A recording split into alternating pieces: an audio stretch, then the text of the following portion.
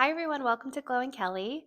Today, we're going to be talking about some helpful tips and practices if you're currently on the job market and looking for a new job, or if you're in a job and you're just looking for your next career move. So, we're going to talk about some ways that can help move along the process for you. I've worked in HR in both public and private companies for over 15 years. I'm a certified life coach, and I'm also just someone who, over the last year, has gone through a career shift of my own. And being on the job market itself, I've seen good things and I've also seen things that could use a lot of improvement. But these are a lot of strategies that have helped me along the way that I'm really excited to share with you. If you've been through something that could be traumatic with your career, whether you were laid off or you were let go from a job in itself, now is a really great time to really reflect on that experience and what is it that you really want to be doing going forward. I look at that as an opportunity for you to reset and to really find what excites you again. If you've lost your passion, if maybe you were not in the best work environment, and really reflect and write down what are the qualities of the most ideal job and the ideal company that you would want. One of the things that was instilled in me at a very early age, and just seeing it even from my father working and hearing it from kind of my mentors and higher ups that I had, was that to move up the corporate ladder, you essentially had to sacrifice something in your life, sacrifice your time, your personal time, time with family. And to me, it kind of felt like the messaging was you sacrifice that to really prove your drive and ambition, which I think in this day and age, we don't have to do that to prove our ability with things. But it's been kind of a story that my generation has grown up with as millennials and climbing that corporate ladder. And it's like you would reach one goal with it, and then it's like, okay, what's next then? And it really made me reflect on, okay, what is it that I want in my life? What kind of work environment do I want to be around? And what brings me the most happiness? What is it that I really enjoy about the work that I'm doing? And it might look a lot different than I traditionally thought that it would. So for myself, I knew that there had to be some sort of better way, and maybe it would look different than I just traditionally thought it would. And I really had to do a lot of reflection on that and what really brought me happiness.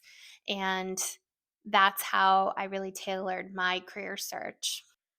So another thing that I did was in when I would go on like LinkedIn or social media and I'd see like industry experts talking about the current job market and that it's an employer market and that it's the worst job market that they've ever seen. I really tried to block that out of my mind, even though I understand that's being realistic about the circumstances.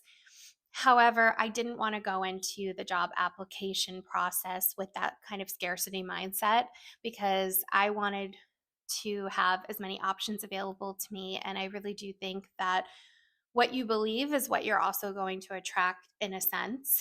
So I wanted to kind of block that out, even if I was living a little delusional life in itself. That really helped me and also helped me land a lot of interviews. So I felt like I had a lot of options and I didn't have to settle. Also, too, one thing that I have always done is keeping my resume updated. So it's really always ready to go. And I actually hired a resume reviewer and writer through Etsy who helped me to kind of reestablish my whole resume. And she made it into a format that was more applicant tracking system friendly. She gave me ideas and really worked with me on how best to showcase my talents and my experience. And it was really like the best $60 that I ever spent. And with it came like a cover letter and reference letters as well. And so it really just brought my resume to that next level. It was good how I had it, but having that extra set of eyes on it and really giving a different perspective also really helped me as well. So I'm going to put that Etsy contact that I use down in the bio if you're interested in looking into that as well. Also, what it really helped me is staying authentic to myself and what going back to those qualities that I really want in a position and in my next career move. And while I think it's good to always do research on the company that you're interviewing with, on the flip side of that too, Don't lose sight of who you are as a professional and not trying to mold yourself into what you think that that company would want you to be.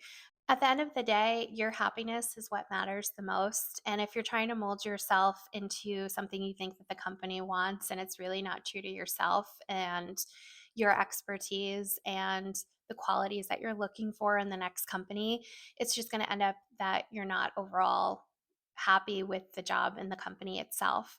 So it's really important to stay authentic to yourself and not lose sight of that throughout the interview process. Also, not losing faith in yourself is really important as you go through this process. The interview process in itself can really, a lot of times, feel like it's out of your control and you're not sure what's next and you're not sure how things are going to land sometimes. And it can really just take its toll on itself. Interviews in itself can be draining, especially if there's going through multiple rounds. And so, taking the time as you finish an interview to treat yourself to something nice and just give yourself a little bit of recognition that you've gotten through to that point is really key. If it doesn't work out in the end, really telling yourself you are being protected. And I do believe that rejection is protection and you are being guided to the right next best opportunity. And if you feel like you're just drained from the process, it's okay to take a little bit of a break, even if it's just for a day or two, and just do something else because it can be a lot looking for a job, applying to jobs, and also going through the interview process. I had a few really great mentors and former colleagues that I had worked with that really helped me through the process. And we would really just kind of pump each other up and remind each other of all our successes and our achievements and what we can really contribute to organizations. And that really helps too, because sometimes you can lose sight of that, especially if it's just yourself going through the interview process alone. And that's really helpful along the way as well, to really count on those friends, mentors, former colleagues to be there for you and to remind you of just how wonderful you are. I have faith that all great things are coming your way and that you deserve the best next job opportunity for yourself. And we're always here to help and assist you if you have any questions or need any guidance on your resume or just interview practice. Feel free to reach out to us. We're always here to help you and wish you lots of luck. Stay glowing.